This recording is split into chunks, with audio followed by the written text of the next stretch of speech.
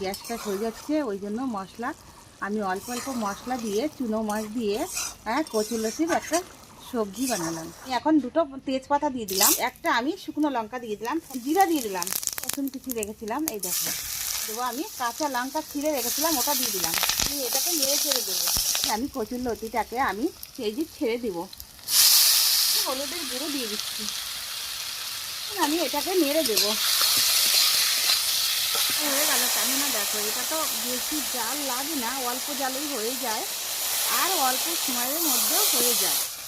মাছটা দিয়ে দেবো, যে মাছটা রেখেছিলাম আমি দিয়ে দিলাম। এখন আমি একটু নেড়ে নেবো, পরিমাণে জল দিয়ে দেবো, যেহেতু আমি ভালো করে ভেজে নিয়েছি। দেখো দেখো আমি জল দিয়ে দিচ্ছি অল্প পরিমাণের মতন।